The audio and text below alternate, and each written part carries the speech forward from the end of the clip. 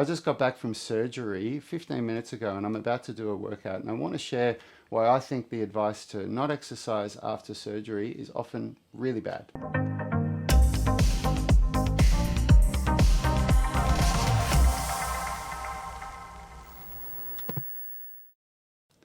In this video, I'm going to show the exercises that I'm about to do in my workout, but first let's talk about what I meant in my opening statement. And to go any further, I have to first say that I'm on some pretty heavy painkillers. I had a hemorrhoidectomy, so that's where they remove hemorrhoids, and it can be quite painful afterwards. So if my speech is a bit slow, if I'm not on point, that's why I'm on really heavy painkillers right now. And I have to obviously say that this is not medical advice. I'm not a medical professional, and you should not take this as medical advice. This is my opinion based on my experience. So what's my experience? I've been a coach for 25 years, and in that time I've coached doctors, physiotherapists, and worked closely with surgeons. I have had surgery once myself on my foot for a sports related injury about 25 years ago. And my brother Yanni and myself, through our 2 decades of being personal trainers, have forged some really good friendships with some exceptional exercise sports scientists, sports physiotherapists, doctors, GPs, specialist doctors, some of the people that are at the top of their game in Australia. So I've had lots of open conversations with people of a very high caliber that I'm going to share here with you now as to why I have this opinion. And the first thing, this comes from, through our decades of coaching people, we would have people go off to see a physiotherapist or a doctor for whatever the issue was, something that wasn't that bad. And they'd come back saying, oh, I've been told that I can't exercise for 4 weeks. And it's really bad advice. And I asked some of my sports physiotherapist friends, why do doctors and physios give this advice? And the answer I got was, because unless you're a doctor or a physiotherapist that's really shown an interest in sports science and in exercise and in rehabilitation, you're going off statistical data. That's what they use to, and that's what they have to use, right? A doctor has to go off statistical data to say to you, statistics say that this will happen if you do this and this will happen if you don't do it. And statistically, when people exercise after they've had surgery, it can really make the problems worse. But that's statistical data. So you're getting these people that really have no idea what they're doing. They've made their symptoms worse, and then that forms the opinion that you shouldn't exercise after surgery. Now, after a hemorrhoidectomy, I've got open wounds, where the sun don't shine. And it was literally only a few hours ago that the surgery was performed. So the idea of don't exercise, what would be a better guideline would be don't lift anything heavy, don't perform anything strenuous, and rest your body so that it can recover. That's good advice. But what I'm about to do, I've got a minor tear in one of my rotator cuff muscles, the supraspinatus.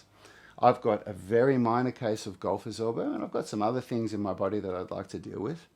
But I can very easily do what I'm about to show you without putting any pressure or any strain on the area of my body that's in question here. Now again, I'm not making this video to tell anybody that's watching this that you should exercise straight after surgery. I'm not doing that at all. And even if you get inspired by this to maybe think differently, you should absolutely work with a medical professional or somebody like me or my brother that really knows about exercise. And the thing is that almost every doctor that I've ever met doesn't even come close to the knowledge that I have about exercise and about training. Why would they? That's not what you study as a doctor. Somebody like myself or my brother has dedicated over 2 decades to learning about exercise, to learning how to do it safely, to learn how to rehabilitate injuries or how to train around a problem, okay? So if you do choose to go against what a doctor or a surgeon has told you, then absolutely, excuse me, work with a professional that has a high level of understanding about exercise and about the stress that it puts on certain parts of the body. Because what I'm about to go and do, which is I'm literally going to do 3 sets of subscapularis, of lateral raises with a band, just to stimulate the muscle repair in that torn rotator cuff. And it's not going to put any strain at all on the area of my body that the surgery just happened. So I'm making this video because, number one, it's important for me with the videos that I make to be authentic and to show the process, every single part of the process of what I do. And if I go back 15 years, I didn't know what I know now. And when I'd had surgery, or I didn't have surgery 15 years ago, but if I had, and they told me you can't exercise for 4 weeks, I would have taken that as gospel.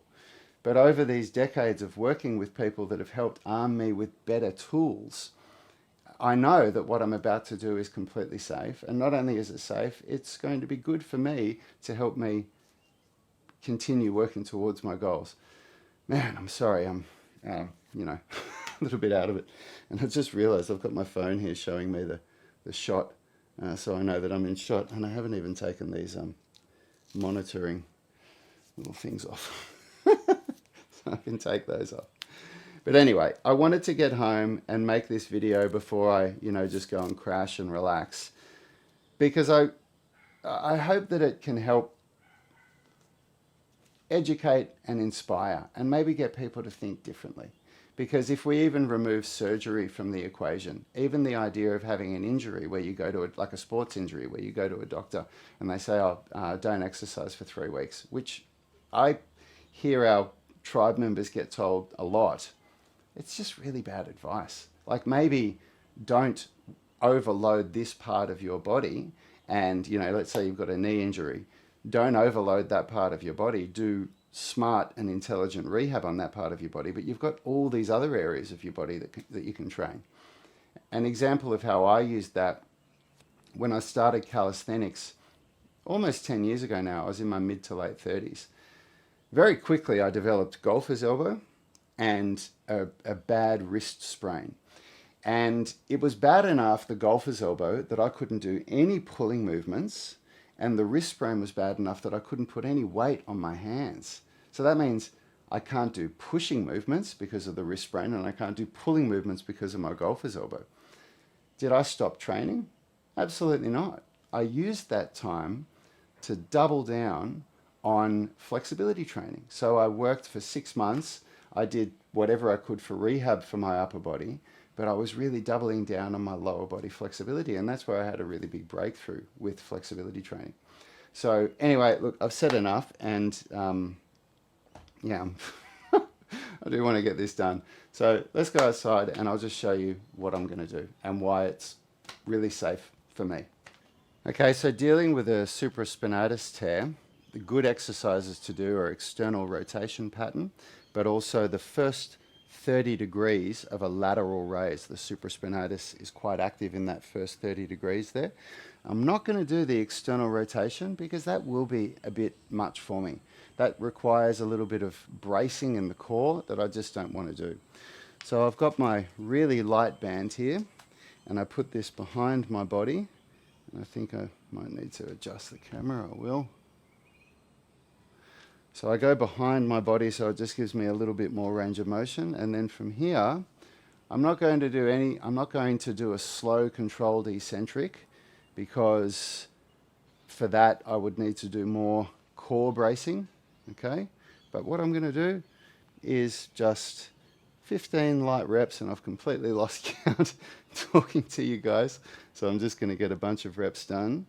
And you can see an exercise like this is such a low intensity exercise. There's such a light load on my body. And there's so many more things that I could do, but I'm not going to, purely because I really just wanted to do a tiny little bit for my, for me, my philosophy is try to get a little bit better every day, however that is. I'll change sides now, and I do this side, not because there's any injury, but to maintain structural balance from left to right side, okay? And just by doing this, as opposed to doing nothing at all. This keeps me moving towards my goals, because my calisthenics goals of a one-arm pull-up and a handstand push-up absolutely require me to have a healthy shoulder. And so it might seem like nothing. You might look at something like this and think, and I'm completely not counting, but it doesn't matter, because any stimulation here is going to aid in the repair of my rotator cuff.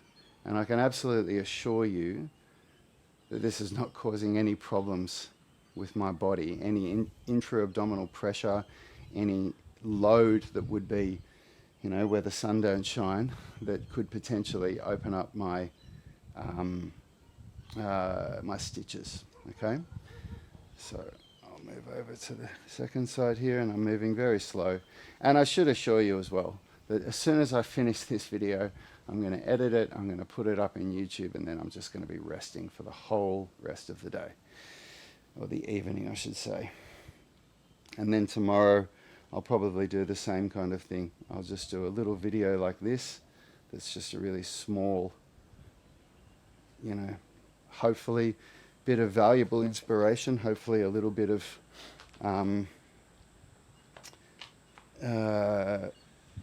you know, info that might help you to decide the way that you go about things.